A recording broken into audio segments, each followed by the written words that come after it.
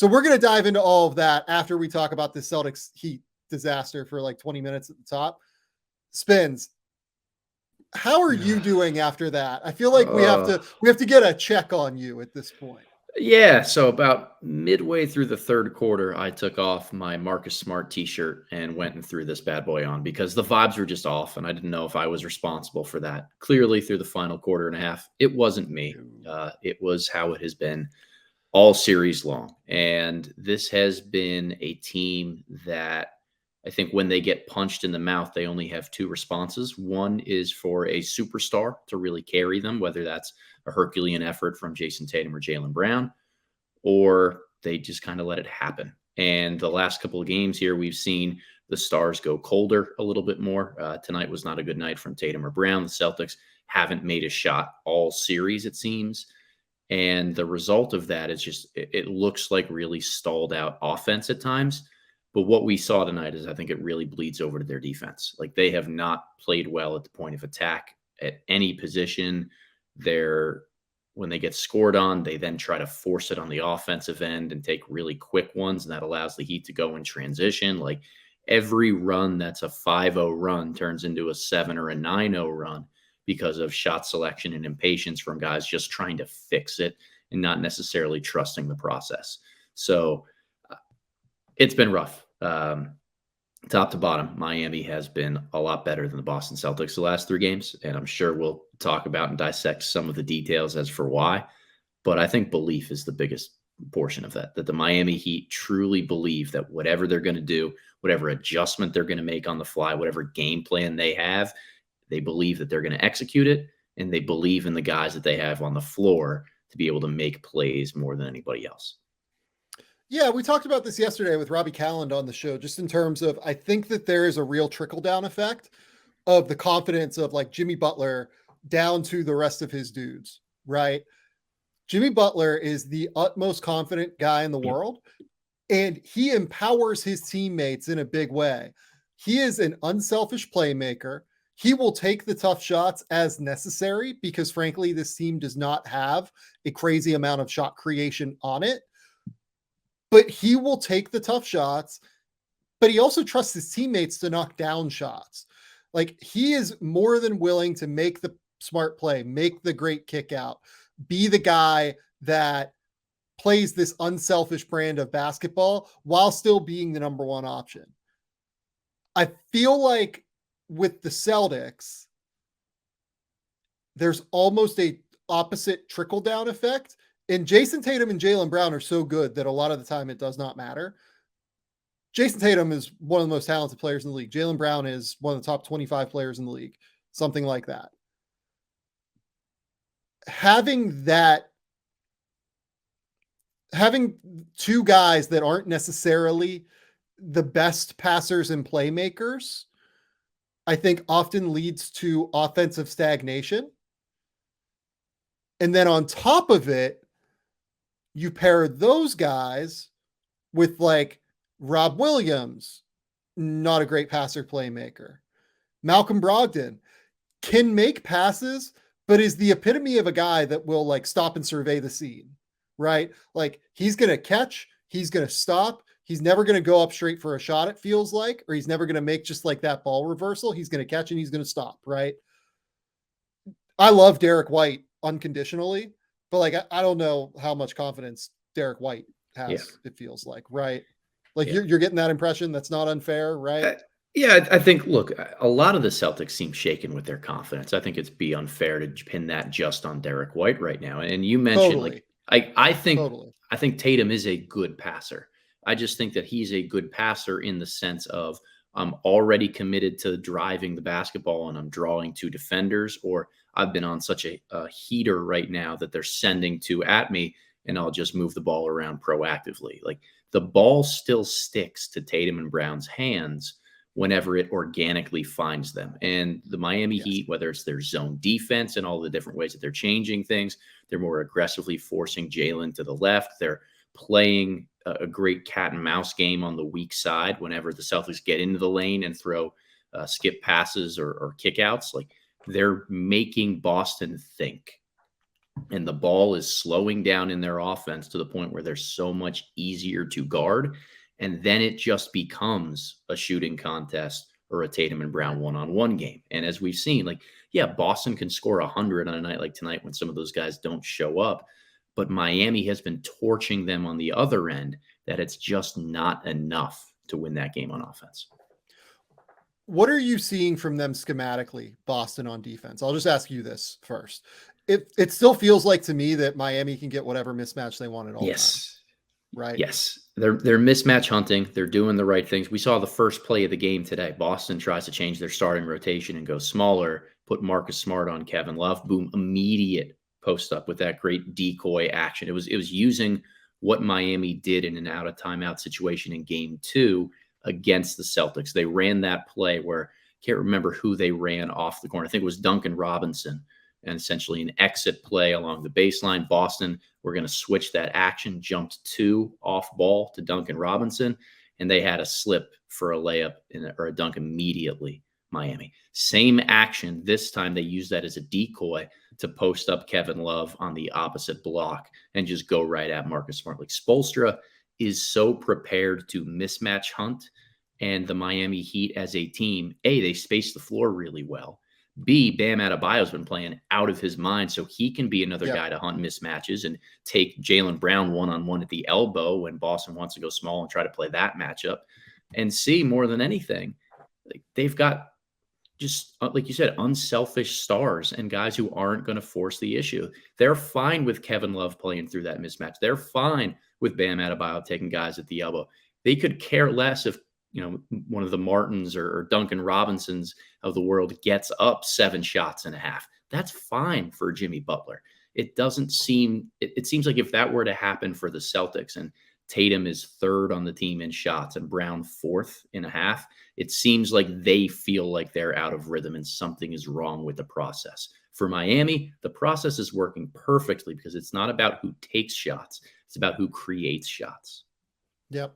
Yeah, no, I'm really glad you brought that up, because I feel like when I watch Miami, it's a team that has like a real plan beyond give the ball to Jason, give the ball to Jaylen, create, right? Now, I think that like the epitome of this is Duncan Robinson in a lot of ways, right? Duncan Robinson has spent like a year and a half out of the rotation at times over the course of the last couple of years, right? He comes in, he's ready to go, and they just have full faith in him to take advantage of the opportunities he gets. Like, they're good just running him in dribble handoff actions, in screening actions with Bam Adebayo, and they're like, we're good. We're just going to rock. And I think the 3 moments where the soul just left Boston's body tonight were just the 3 enormous Bam dunks, right? The first one was the lob off of like the dribble handoff actions. They ran like multiple of them back to back with Duncan, and Duncan just throws up this beautiful right-handed lob, and Bam, I don't even know like how he got up as high as he did. He just like caught it with one hand and just like, I don't even tomahawk it, but like it was ridiculous how much power he got on it. The second one came, I think, 3 possessions later. He gets Jaylen on a post mismatch. It goes backspin drop step and just power dunks on him. I think Jaylen went for like the floppy charge kind of move. And it was just like, no, this shit ain't flying today in the Eastern Conference Finals for these officials. The final one came in the 3rd quarter after they'd actually like kind of tightened it up a little bit. They get it back. I think it was a 14-point lead at this point, something like that. And then they get Strus, and I think it was a ball screen with somebody else, and then Bam came coming from the dunker spot. Strus throws up a beautiful right-handed lob. Bam dunks all over Boston. And it felt like that one particularly was like the circuit breaker. Yeah. Because Boston had some momentum. They were coming back a little bit. And then after that one happened, it came right after a Miami bucket and a stop on the other end. As soon as Miami got that big dunk, it felt like it was over. From that moment on, it felt like it was donezo. And it was those dunks, like we talk about momentum, whether or not momentum's a thing, like it felt like those were big momentous like moments that changed the complexion of this game in such a substantial way. Well, momentum and plays like that, which give momentum to your team, they do exist and they have real weight when the team you're playing against is just trying to find any type of positivity, right? Like this Yep. has been such a negative last 72 hours for Celtics fans with games 2 and game 3 here that, they get in that little run. Like Marcus Smart has that great play with the offensive rebound where he wrestles it away and gets an and one to start the third quarter. You're like, okay, maybe the Celtics are waking up a little bit. Every time Miami was ready for some sort of an answer. And that just deflates any type of the momentum that Boston was trying to get. So, Yep. Miami they had the right answer at the right time. Haven't said Gabe Vincent's name yet. What an unbelievable game from him. Like he has stepped up to the challenge and quite frankly been the best backcourt player in this entire series thus far. Miami is firing on all cylinders. Tatum and Brown had off nights tonight. The Celtics role players haven't hit shots this entire series. I don't think they're taking the right ones, but they're not making even the wide open ones. It's a mental game all the way down from coaching staff all the way to players and the last guys on the bench when they get in there. It's been a real struggle for the Celtics. I'm glad you brought up mental game because I've got video of Joe Mazzulla. Shout out NBA TV. Here's what Joe Mazzulla said after the game. So this seems to be a continuation of the regular season where teams that have been below you in the standings, you guys have had some struggles against that. Is this an issue of just bad habits from the regular season showing themselves at the worst time? I think it's regardless of the roster. We're playing against a great team. We're a great team. And right now, they have the mentality and we don't. We have to get that back. They have the mentality and we don't, and we have to get that back. That's not a great look, I don't think, right, Spins? It's not a great look. It's also not wrong. So no, it's right. It's 100% shout out Joe right. Mazzulla. Yeah. Call it out like it is what it is. That's tough, man. Yeah. I'm still trying to get a read on Mazzulla and how he communicates with this team because, Ime Udoka used to say things like this a year ago, but you also knew he'd be saying them directly to the guys in the locker room, challenging them in certain ways, kind of doing everything tactically or adjustment-wise on his part to try to rally those troops. He was very blunt and direct and stern in those ways. Brad Stevens, much more calculated as a coach in the way that he communicated through the media and did a lot of things behind closed doors. I'm having a tough time trying to figure out how Mazzulla is doing stuff like this because he's using town quotes. He is. Shout out, who's Kawhi taking? He's been trying the Boston angle a little bit here the last couple of weeks by referencing City's favorite movies, but I don't really know how he relates to this team in certain ways and motivates them in different ways. Like I don't see anything wrong with a player like Al Horford getting onto during a timeout, getting into the coach's chair and speaking to the team. I don't think that that's a bad thing. A lot of people out there will probably be saying, why is he doing Mazzulla's job for him? But it's normal. It can't be Horford, I don't think. That's the thing. I don't think the issue is if it has to be one of these veterans and players to try to do or say something. And I don't know if you remember hearing it maybe a week or so ago, Rasheed Wallace was talking about what it was like playing for Doc Rivers all those years ago. Yeah. And very strongly mentioned that Doc wouldn't want to make tons of adjustments. The players would all get together in a huddle as they're walking back out on the court and say, nah, this is what we're actually going to do. And it felt like for a period in the later part of the second quarter, after a timeout, the Celtics kind of just came out and started to double team Jimmy Butler on the catch before he got into any of his moves. And they didn't last with it all night. They would try a couple things and it worked for a possession or two, and then they'd go back to trying to play through the flow of basketball. But it felt like one of those moments where that was just the players saying, we're not going to let him keep doing this. We have to make this adjustment. And it's impossible for us to know from our vantage point whether that's Horford or the veteran players on this team just trying to change things, or if it's Mazzulla who is proactive about making these changes and it's just not all coming together and sticking consistently enough. But we don't have a good enough feel for Missoula's rapport with the guys in certain ways that makes it really hard to know not necessarily who's at fault here, but who's got the most urgency to push as many buttons as they can to make positive change happen. Yeah. No, I don't disagree with any of that, to be honest. It's just such a weird situation because we think of the Celtics team as like one of those, and I want to move to the Heat now a little bit just because the Heat deserve some flowers here. We think of the Celtics team as like a switchable team, right? They can go 1 through 5, they can switch actions, or they can play super big. We think of them as a super versatile team that can go super small if they need to, go like, Grant Williams, Jason Tatum, Jaylen Brown at the 3-4-5 if you want to, right? The 3-4-5 or whatever you want to call it. 5-4-3. But it's interesting to me that this team that has this incredible versatility and has all these pieces that we think about is just getting punked by Eric Spoelstra right now in terms of the way he's able to find the mismatches that he needs and in terms of the way this team is able to find the mismatches that they need. Yep. And then on top of it, I get that Eric Spoelstra is a great coach, and I think that Miami is doing some really good things to keep guys like Kevin Love, Max Strus, Duncan Robinson out of the primary action.